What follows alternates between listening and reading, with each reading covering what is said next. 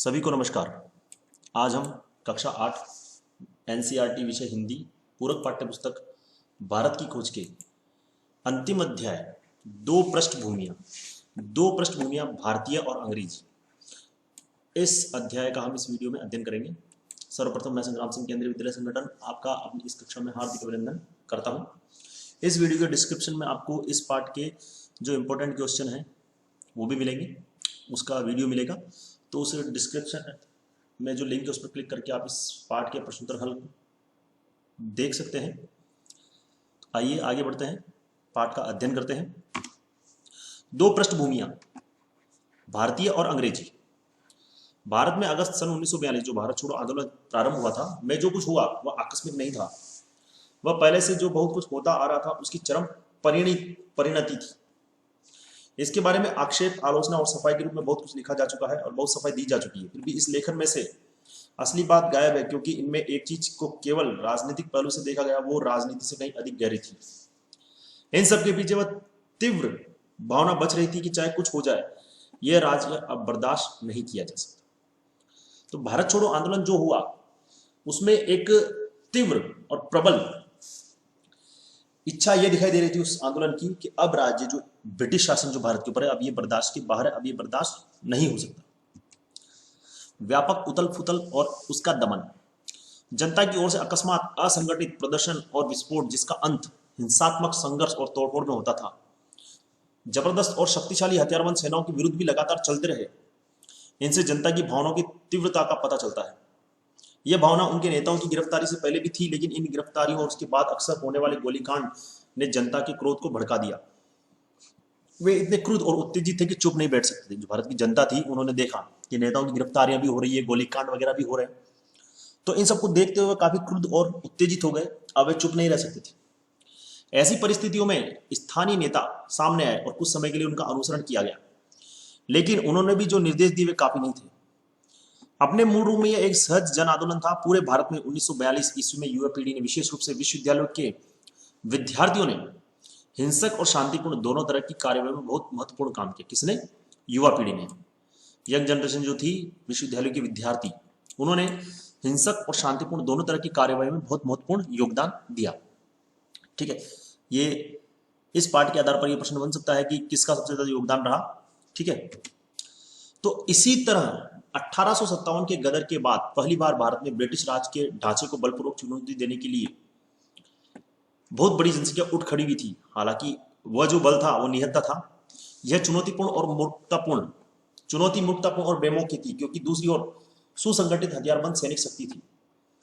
यह सैनिक शक्ति इतिहास में पहली किसी अवसर की तुलना में कहीं अधिक थी। उस भीड़ ने न तो इस द्वंद्व की तैयारी की थी, न इसके लिए समय का चुनाव खुद किया था।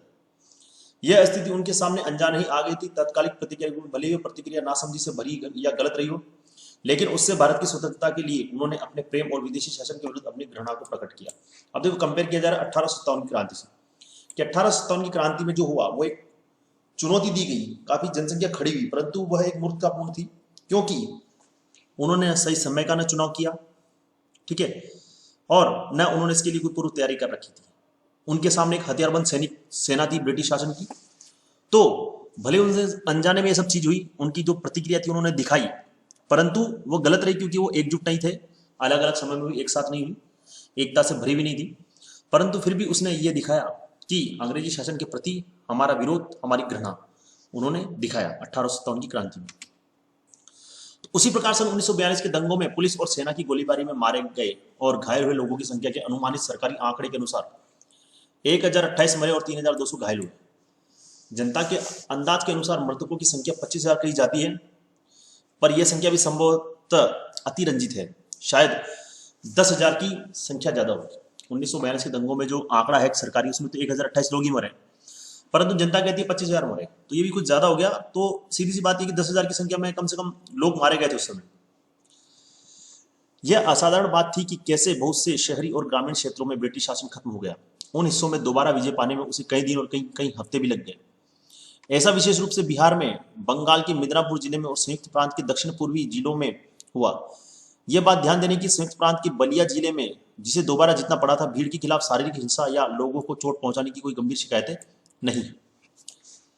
ठीक है, तो ब्रिटिश शासन कई जगहों से समाप्त भी हो चुका था और वहां पर दोबारा विजय पाने के लिए उनको कई दिन और कई हफ्ते भी लग गए थे। तो ऐसे ही कुछ इसमें नाम दिए हुए हैं, जैसे बिहार, बंगाल का मिदनापुर और बलिया। ठीक है।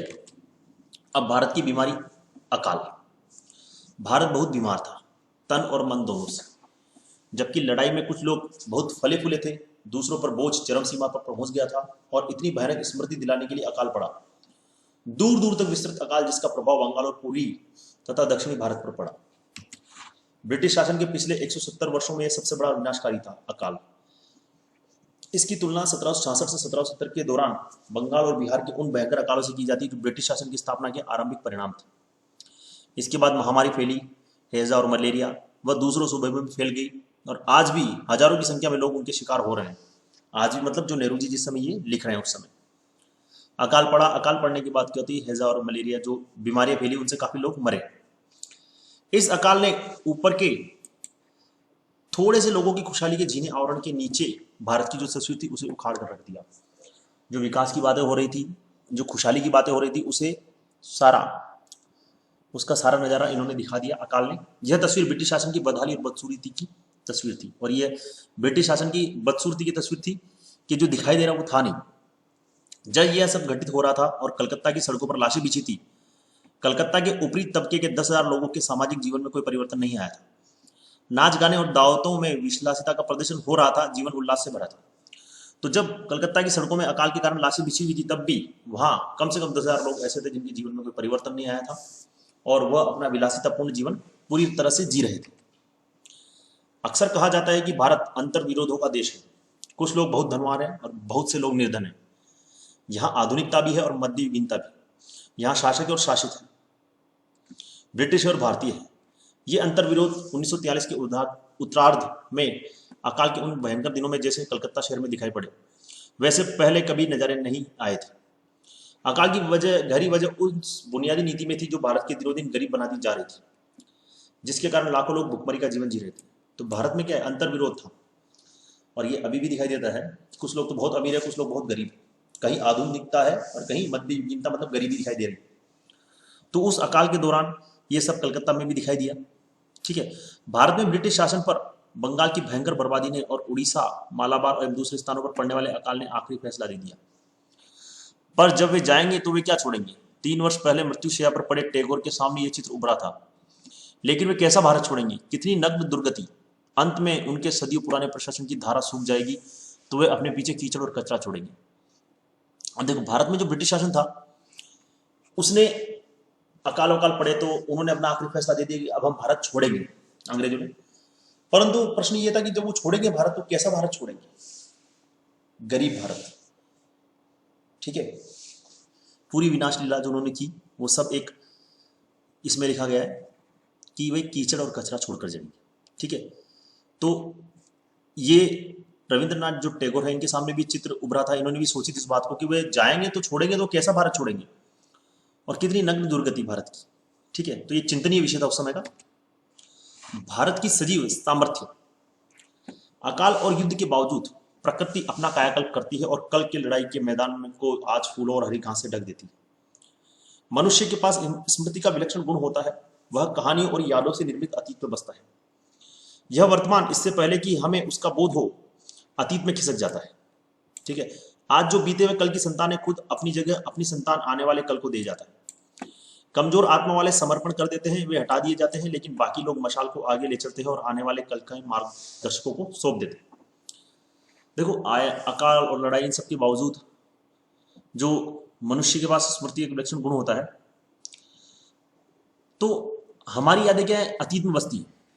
हम वर्तमान को समझने लगते हैं, उतने में क्या होता है, वो अतीत बन जाता है, पास्ट बन जाता है। ठीक है। तो जो कमजोर आत्मा वाले लोग होते हैं वो तो समर्पण कर दिए जाते हैं या उनको हटा दिया जाता है, परंतु कुछ लोग हैं जो आगे बढ़ते हैं और अपने आने वाले कर को मार्गदर्शकों को सौंप देते हैं। तो ये यहाँ पर क्या है, जो 2 पृष्ठभूमियां भारत और अंग्रेज वो खत्म हुआ था, उसके पश्चात ये एक ऐसा हम अध्ययन नहीं कहेंगे, ये नेहरू जी द्वारा जो भारत की खोज डिस्कवरी ऑफ इंडिया लिखा गया उसका उपसंहार है। ठीक है। तो भारत की खोज, अब नेहरू जी कह रहे भारत की खोज मैंने क्या खोजा क्या पाया है, यह कल्पना करना कि मैं उसका पर्दा हटाकर यह देख सकूंगा कि वह अपने वर्तमान रूप में क्या है, उसका लंबा अतीत क्या रहा होगा, मेरी अनधिकार चेष्टा थी। नेहरू जी उपसंहार, अब पाठ अंतिम पड़ाव पर है। तो जितना अभी तक नेहरू जी ने लिखा, अब उसके बारे में नेहरू जी बता रहे हैं कि क्या खोजा क्या पाया, भारत की खोज जो उन्होंने देखा उसमें क्या खोजा क्या पाया। जिस भारत को देखना चाहते वर्तमान रूप में क्या है और उसका क्या अतीत पास्ट रहा होगा, उनके मन में जानने की इच्छा थी। भारत एक भौगोलिक और आर्थिक सत्ता है, उसकी विभिन्नता में सांस्कृतिक एकता है। देखो ये शुरू से ही बात बोली जा रही है, प्रारंभ से इस बुक में ये बात बोली जा रही है कि भारत विभिन्न है परंतु सांस्कृतिक एकता है। ये विरुद्धों का एक ऐसा पुंज है जो मजबूत और अदृश्य सूत्रों से बना है। ऐसा गुच्छा है, ये ऐसा पुंज है, ऐसा ग्रुप है जो मजबूत और अदृश्य सूत्रों से बना है, इसको आप तोड़ नहीं सकते। बार बार आक्रमणों के बावजूद उसकी आत्मा कभी जीती नहीं जा सकी और आज भी जब एक अहंकारी विजेता का खिलौना मालूम होता है वह अपराजय। भारत को जो इसमें कहा गया है कि इसकी आत्मा को कोई जीत नहीं सका है।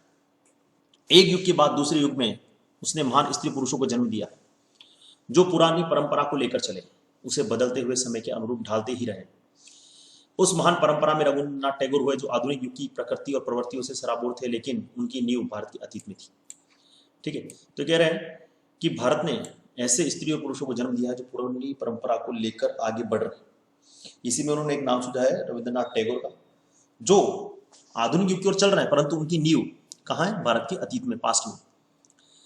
ऐसा लगता है जैसे पुराना जादू अब टूट रहा है और वह भारत चारों ओर देखता हुआ वर्तमान के प्रति जागरूक हो रहा है। अब पुराना जादू टूट रहा है और भारत जो है वर्तमान की ओर जागरूक हो रहा है, उसमें परिवर्तन होगा और यह परिवर्तन जरूरी है। फिर भी वह पुराना सम्मोहन बना रहेगा, उसकी जनता के हृदय को बांधे रखेगा। हम भारत में अतीत और सुदूर की खोज में देश से बाहर नहीं जाना है, हमारे अपने पास उसकी बहुत आयात है। मतलब भारत का अगर पास देखना चाहते हैं तो हमें कहीं बाहर जाने की जरूरत नहीं, हम यहीं पर देख सकते हैं। अगर हम विदेशों में जाते हैं तो केवल वर्तमान की तलाश, ये तलाश भी जरूरी है क्योंकि उससे अलग रहने का अर्थ है पिछड़ापन और क्षय। तो वर्तमान की तलाश भी जरूरी है, अगर हम वर्तमान के साथ नहीं चलेंगे तो पिछड़ापन रहेगा। जीवन अधिक अंतर्राष्ट्रीय होता जा रहा है, इस आने वाले अंतर्राष्ट्रीयतावाद में हमें अपनी भूमिका निभानी है। इस उद्देश्य की पूर्ति के लिए हमें यात्राएं करनी है, औरों से मिलना है, उनसे सीखना है, उन्हें समझना है। लेकिन सच्ची अंतर्राष्ट्रीय कोई ऐसी हवाई जहाज नहीं है जिसको ना कोई बुनियाद हो ना कोई लंगरगाह। उसे अंतर्राष्ट्रीयतावाद को राष्ट्रीय संस्कृतियों से बाहर निकालना है।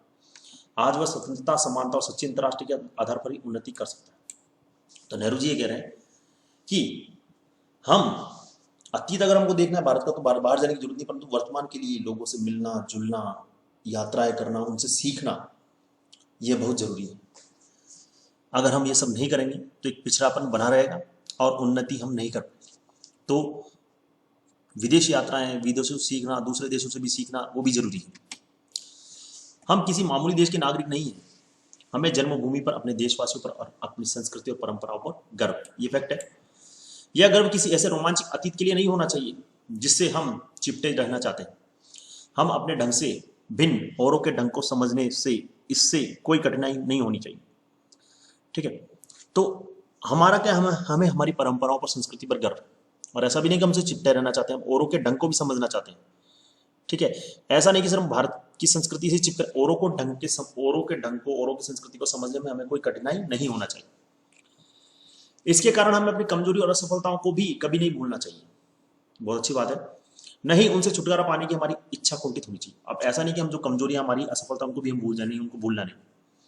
इससे पहले कि मानवीय सभ्यता और प्रगति की गाड़ी में औरों के साथ अपनी सही जगह ले सके, हमें अभी बहुत लंबा सफर तय करना है और बहुत सी कमी को पूरा करना है। ये नेहरू जी कह रहे हैं, हमें जल्दी करनी है क्योंकि हमारे पास समय सीमित है और दुनिया की रफ्तार लगातार तेजी से बढ़ती जा रही है। अतीत में भारत दूसरी संस्कृतियों का स्वागत करके उन्हें आत्मसात कर लेता था।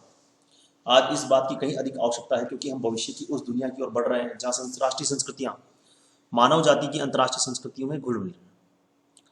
देखो, भारतीय जो संस्कृति है उसने सभी संस्कृतियों का स्वागत किया, आत्मसात किया, लोगों ने यहाँ पर आकर राज किया, फिर भी भारत बना हुआ है। ठीक है, अब हम भविष्य की ओर चल रहे हैं तो हमें जरूरी है कि अंतर्राष्ट्रीय संस्कृतियों से घुल मिल, मेलजोल बढ़ाना चाहिए। हमें जहां भी समझदारी, ज्ञान, मित्रता और सहयोग मिलेगा वहीं हम तलाश करेंगे। हम सामूहिक कामों में सबके साथ सहयोग करेंगे, लेकिन हम दूसरों की कृपा और सहारे प्रार्थी नहीं। देखो, हम सभी का सहयोग, जहां से सहयोग मिलेगा हम उसको लेंगे। सामुदायिक सहयोग से हम कार्य करेंगे, परंतु दूसरों की कृपा और सहारा का प्रार्थी नहीं। मतलब उनकी सहारा हमको नहीं चाहिए, उनकी कृपा हमको नहीं चाहिए। इस तरह हम सच्चे भारतीय और एशियाई होंगे, साथ ही अच्छे अंतर्राष्ट्रीयतावादी और विश्व के नागरिक भी होंगे। तो इसी के साथ भारत की खोज का जो अंतिम अध्याय था ये भी पूर्ण है। आशा करता हूँ आपको मेरा ये वीडियो पसंद आया होगा। आज के लिए बस इतना ही। धन्यवाद। आपका दिन मंगलमय हो।